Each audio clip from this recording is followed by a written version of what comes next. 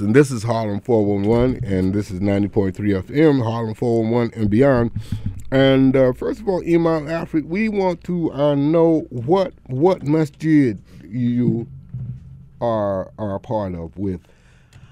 I evolved out of the Lost Foundation of Islam, Temple number 7 here in New York City. I have been a resident imam of the masjid in Baltimore, Maryland. Very interesting, Baltimore, Maryland. Wow. But I am currently affiliated with a ministry of my own called Religion Means Alive. It's a ministry that is geared to working for the resurrection of African American people from Rio de Janeiro to Halifax, Nova Scotia. And its primarily a mission is to bring about urban peace among our people. My affiliation is with Mosque Cares, an organization. I'm a supporter of Mosque Cares organization, which is the ministry of Imam Warthaddin Muhammad. And I would say my support and loyalty is more to that organization, although I don't have any official title there. My ministry is pretty much a freelance. Well, I'm certainly not freelancing. Right. I'm busy most of the time. I'm with great brothers and sisters like you all, so I'm not free. You all won't allow me to be free, and since I'm from Lynchburg, Virginia, I can't be free to all of my people. Amen. Amen. Well, the reason I asked you about your affiliation is, just to get a clear idea of who you are. And when did you come, what was your journey to the Nation of Islam like? When did you become a citizen of the Nation of Islam? Oh, very good question. I actually became a citizen of the Nation of Islam in late 1960 in a city by the name of Lynchburg, Virginia. Prior to that, I had been a childhood preacher. My name is Alfred. There's another famous Alfred that we know of. My journey, I did meet him on the road to the Temple of Islam. I was pretty much inactive until 1969, where I re-entered the Nation of Islam in Buffalo, New York, in Temple number 23. And I served in primarily here in New York City at number 7. In fact, I used to visit this campus to sell the Muhammad Speaks newspaper. I was a very good friend of Professor Leonard Jeffries. Had occasions to lecture in his class, and Professor Bain. So I'm very familiar with the environment which I'm in now. What was it what specifically brought you into the Nation of Islam? What was it that sparked that event? Well, let me just share that I grew up the son. Well, let me be more specific. I grew up as the grandson of a slave. Lula Allen, which was born in Appomattox County, Virginia, which was the place where least surrender of slavery ended. So I had a father who was predisposed to freedom, justice, and equality.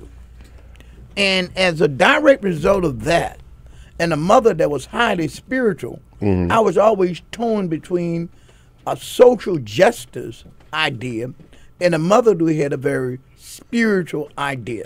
And the church of the 1950s and early 60s was a church that was focused on life after death. Okay. And I then read an article by the Honorable Elijah Muhammad, which he said Christianity should be thrown in the garbage can and turn to the garbage can and fight like hell with the white man.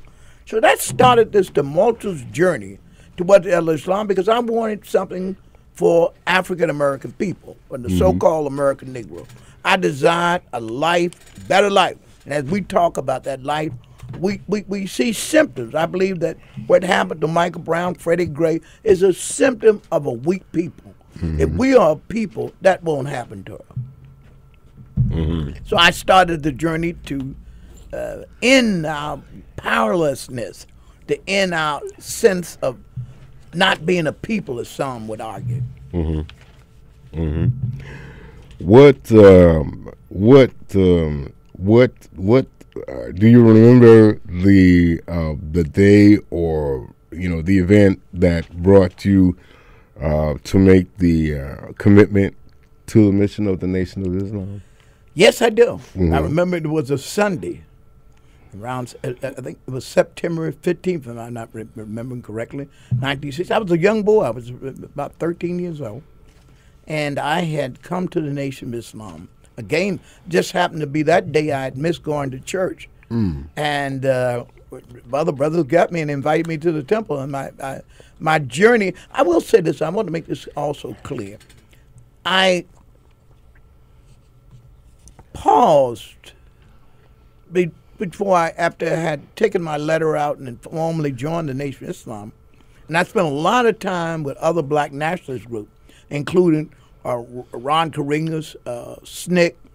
I was around the Black Panther Party, met Fred Hampton. So I made a long journey and kind of did a lot more research before deciding that 1969, it was my time to return back to the Nation of Islam. I see. What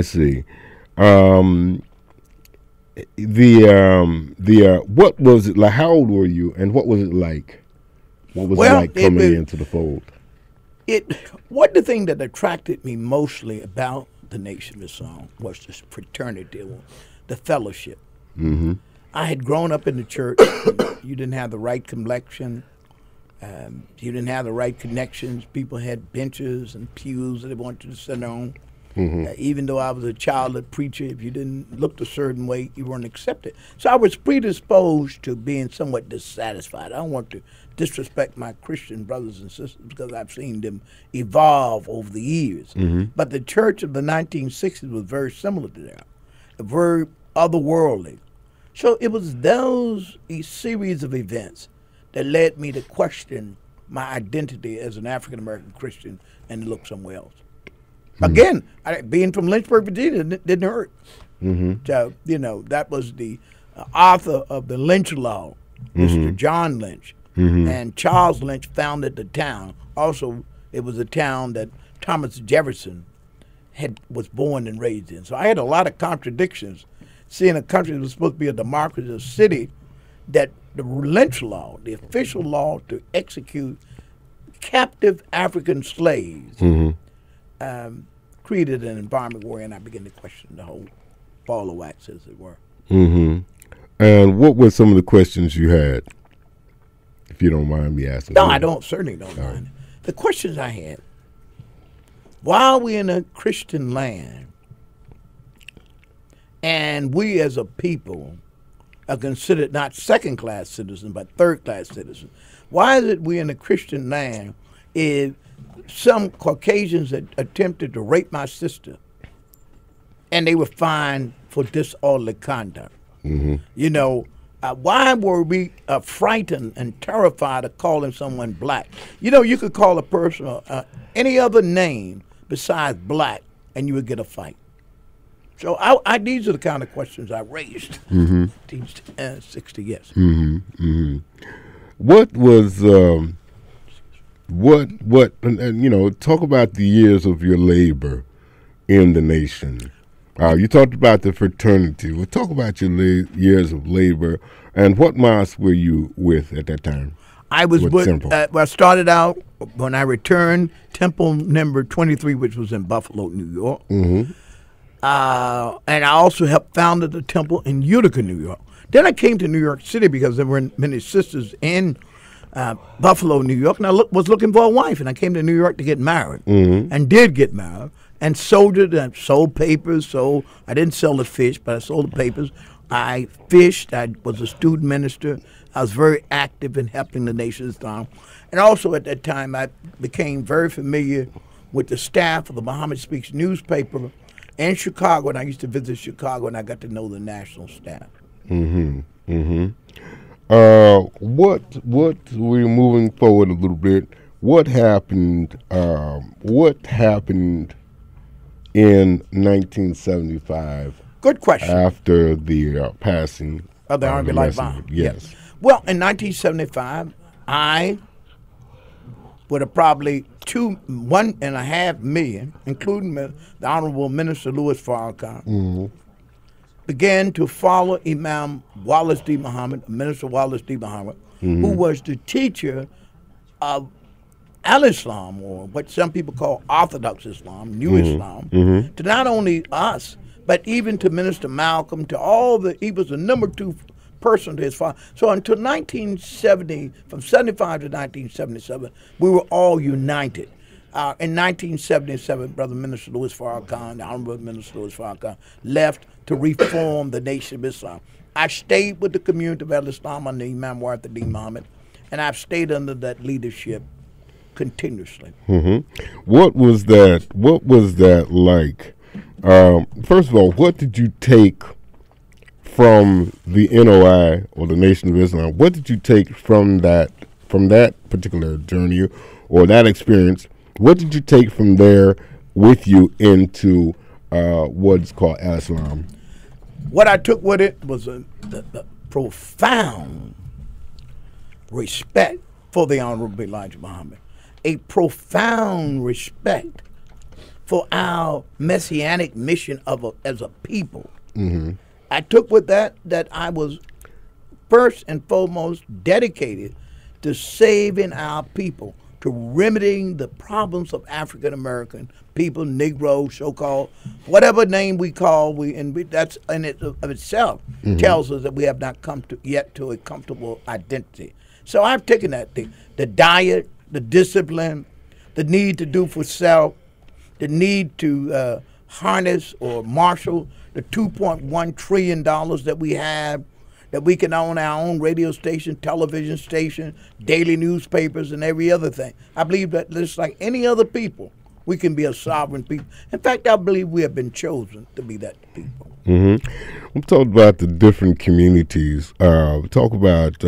I came across something about a week ago on the Nation of Islam.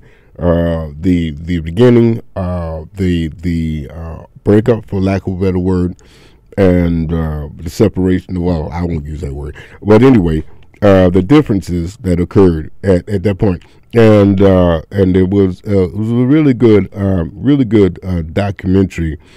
But what differences did occur between the nation and the community? Well, I first want to talk about the fact that we having a reunion. Okay. June the 20th at the Borough of Manhattan Community College. There will be people who are there from the Nation of Islam. There will be people there from even the 5%ers who also is a part of us. I consider them part of our history. There will be people from the Minister Farrakhan's Nation of Islam. There will be people probably from Salah's Nation of Islam. There will be people from the community of Imam Whcr Fm Muhammad.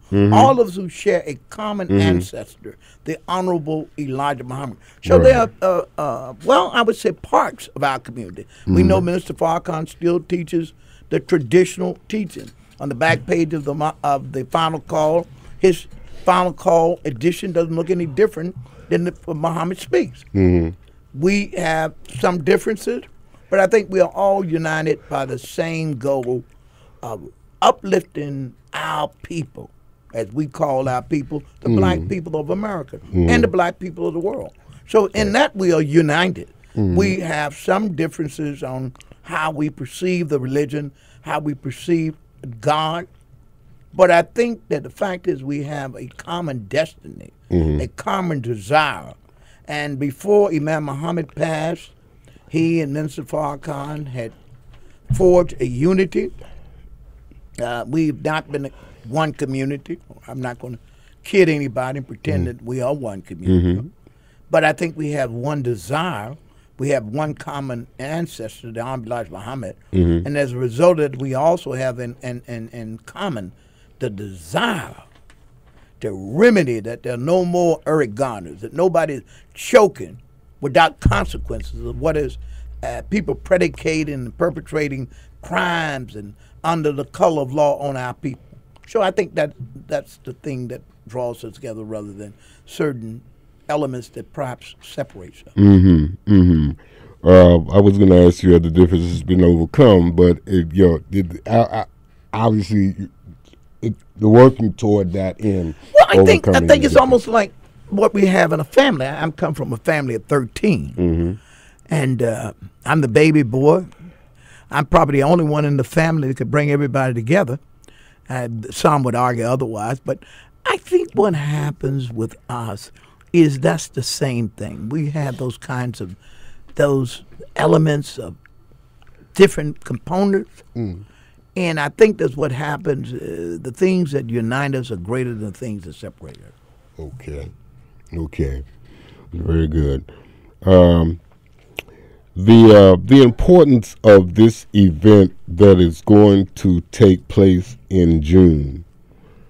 Tell us about the importance of that. I mean, there are issues, of course, that we are facing. Mentioned Ferguson. I mentioned the brother in Texas recently, James Brown.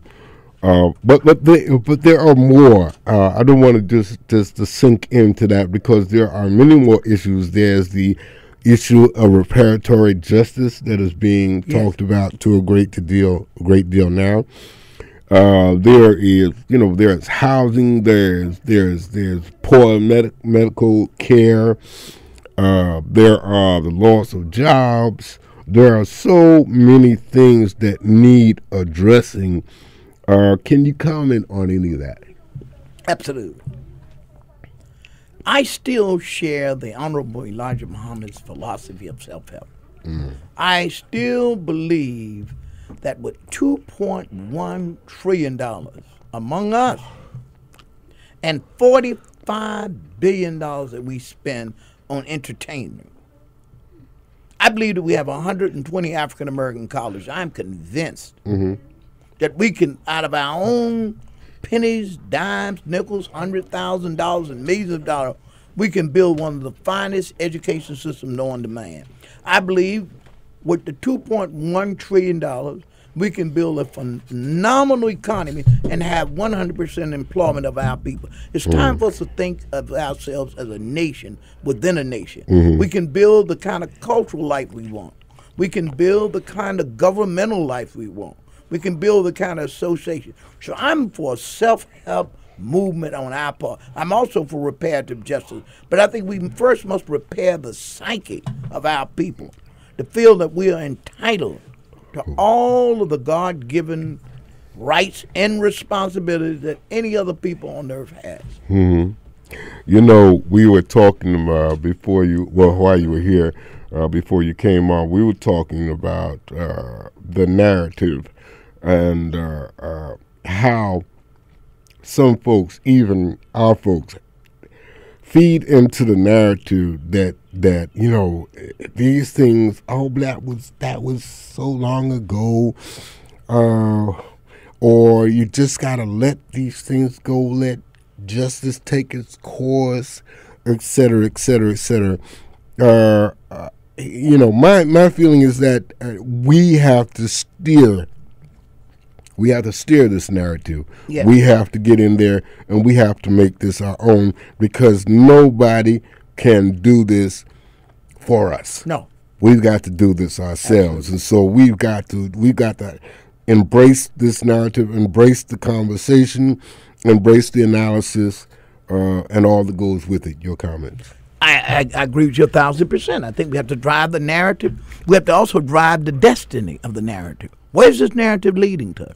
Our people used to sing a song in slavery. Oh, I wish I knew what it is. How it feel to be free. Now, I think they were raising a sentiment. Now it's time for us to have a vision. What does it really mean in 2015 to be free?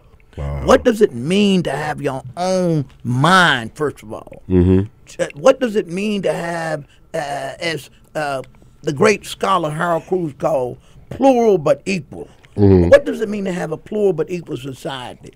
What does it mean to be your own intelligence, that you're not waiting for the Brookings Institute? You're not waiting for the Joint Center for some other place to give you policies. You develop your own policy. What is our policy should be on cleaning up our own people? What is our policy should be in regard via visa prison industrial complex? We need to have that kind of conversation, and we must fashion it.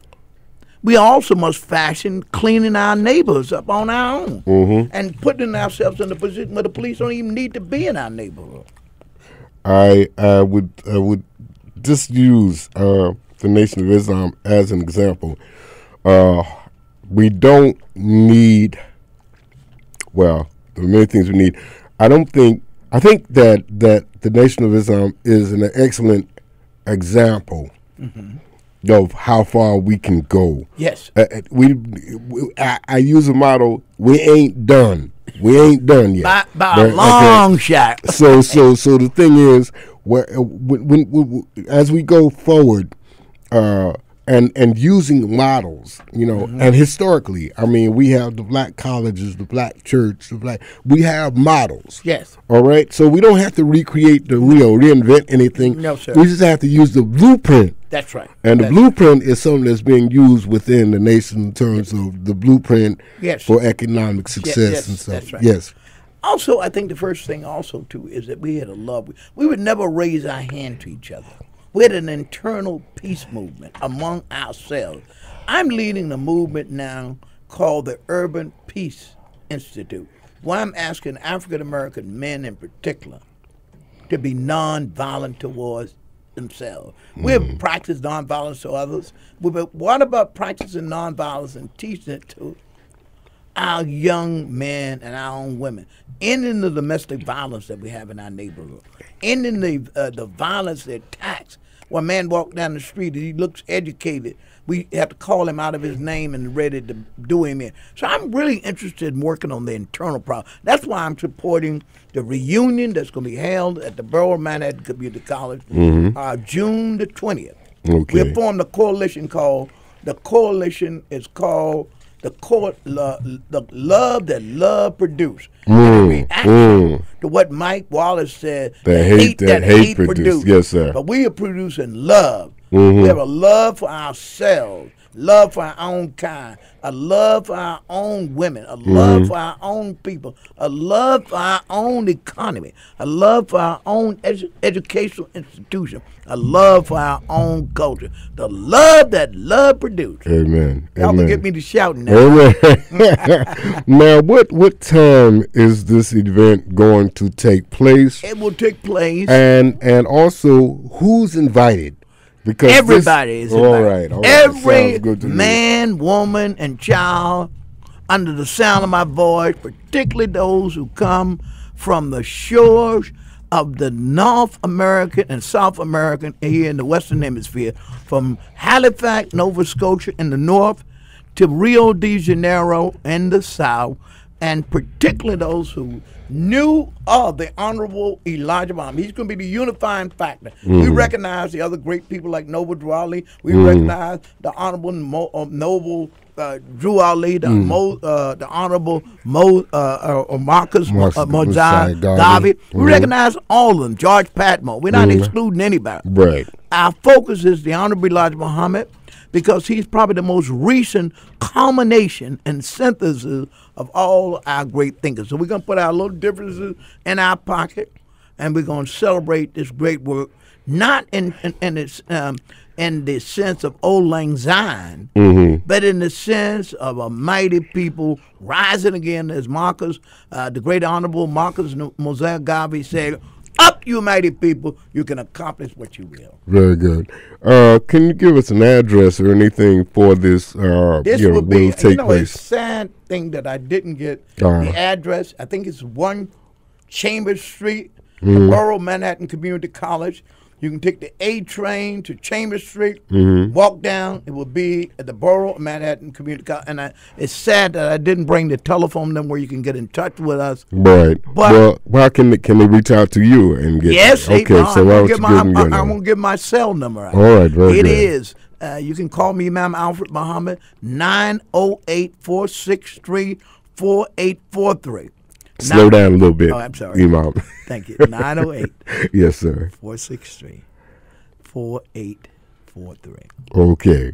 Well, I want to, there's so much more that I want to go into, but the time does not allow. Oh, and one more question. Why should we spread the word about this? Why should we spread the word? Because we are concerned about African American people and we want a better life for our people. And again, this is not an old lang syne, a reunion for the purpose of hugging and kissing each other and eating good corn pudding as we do in family reunion. Mm-hmm. The purpose of this is to bring our people together and to serve as a catalyst for creating a new spirit, a new will, and a new program for our people, all of our people, Yes. Christians, Muslims, Jews, and others of our people, the Okay. African American people. Now, as far as the composition, the putting together of this, how many other communities, Muslim communities, have you reached out to? We have all the communities. We have Okay. the Nation of Islam, Community Imam Deputy Muhammad. Okay.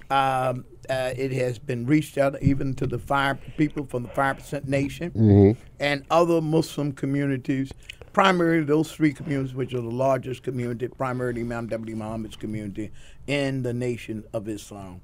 And it's, there are probably 400,000 or 500,000. We're reaching out to the people in New Jersey. We're reaching out throughout these United States. I just spoke recently in Philadelphia, Pennsylvania, at a Minister Malcolm Shabazz symposium, and I invited the people from Philadelphia. After all, Philadelphia is called number 12, but 7 comes before 12. So I think we're going to have New York, New Jersey. I think we're going to have an overflow. So I would urge people. Right. I hope I will get an opportunity to come back on the program again, Yes. and I'll have addresses. It's like getting ready to go and have a big dinner with Grandma, and you don't even know her address. Yes. So before you go, the date of this event again, the location, June the the time. 20th. June the 20th at the Borough of Manhattan Community College. It will start. Doors will open at 5 o'clock p.m. It's on a Saturday, so people should be free to come, and we welcome all of you to come. Yeah. It's free. Yeah, along with what you're saying, I know that there is something taking place, a series of events that are taking place. They started in this past December, I believe, and it goes until, I forget exactly what date. It's a 10-year period in the United Nations. It's called the Decade of the People of African Descent. And it's taking place. I don't know. Some people say, well, the UN they don't have much muscle or whatever. But I believe that it is an excellent opportunity for us to seize upon this 10-year period to make this, to put this in focus, Yes. to put this up on the platform, to take this 10 years and talk about reparatory justice, whatever we want to talk, whatever discussion we want to have, talk about police abuse and stuff. I mean, recently I read something in the UN where they're talking about the issue of police brutality on an international level as it relates to the United States of America. Any comment before you? Yes, I think this is the beginning of this effort to convene our people. Secondly, I want to also state that as a member of the Nation of Islam, I learned to have a very new African concern. What I mean by that, I learned to meet African American Garafunas out of Honduras and also Guatemala, where our people are suffering in Colombia, where they considered fourth-class citizens. African people are throughout these United States and throughout South and North and America. Americas, yes. The Americas. So my interest in this is not some narrow concern of just African Americans from the southern states. But as far as I can see, and I can't see very far because I have a pair of glasses on, but I can tell you this, the reports I'm gaining is really I'll put people in a very difficult circumstances. And one friend of mine calls it being stuck in the middle of history. So I think this is an auspicious time for us to discuss the state of our people. And it should be before an international body. But let's first put it before our body. Yes, sir. Exactly. Start at home. Act globally, think globally. Yes, sir. Last night I was at an event at Mist on 116th Street, and it's a building that Brother Edwards, I can't think of his first name, but anyway, he has a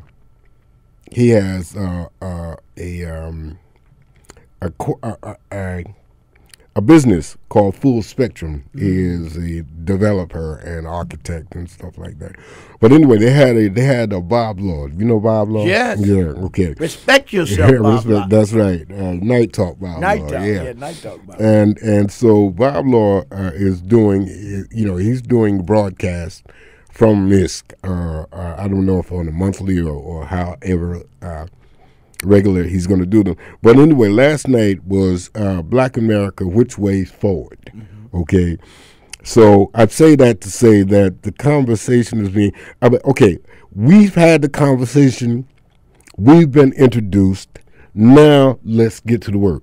Yes. Everything from this point on, I believe, should be about work. W-O-R-K. Yes, our mission. What are we going to do? Yes, sir. How are we going to do it? Yes. What's in front of us? What can we do? Because we are not weak at all. We just need to use the blueprint. And come together. Yes, sir. Yes, sir. So, Imam Alfred, I want to thank you so much for being with us, and we will have you back. I'm delighted to have been invited. Yeah, I couldn't have come to a better place. Thank you so much. Thank you so much. Thank you and your staff. Thank you so much. Imam Alfred Muhammad, and the name of your campaign again? The Urban Peace Campaign, and the name of my organization is Religion Means Alive. And I guess I could give a plug. I guess I don't like to come on other stations and do it. But I'm on there every day on Religion Means Alive on Blog Talk Radio. Well, say it, brother. Say it. Say it, okay? It's how you going to tell it if you don't say it. That's right. That's right. Religion Means Alive. It comes on every day on Blog Talk Radio. And what time? At 7 o'clock. And on Sundays at 3 o'clock, I give a lecture. So y'all can see that I'm fired up, and I've got to get out of here before y'all throw me at it, because I feel like preaching. And I'm ready to see African Americans rise up. Amen. And accept our responsibility, as Marcus Mosiah Garvey said, and accept our position among the constellation of the stars. Yes. Up, you mighty people, you can Accomplish what you will. Thank you. Well, thank you. And as I said, we will definitely be more than happy to have you back again. And so we're going to move on, all right? Assalamu alaikum. Brother, help me. Help me to do what's right. Help me to stop the slaughter of our children. Help me to put an end to the disrespect and the dishonor of our most valuable resource, the black woman. Help me to put an end to the destruction of the young mind through the use of drugs, alcohol. Help me to build up a population of great thinkers, people who create change through thoughtfulness and spirituality. Will you choose that truth? Will you?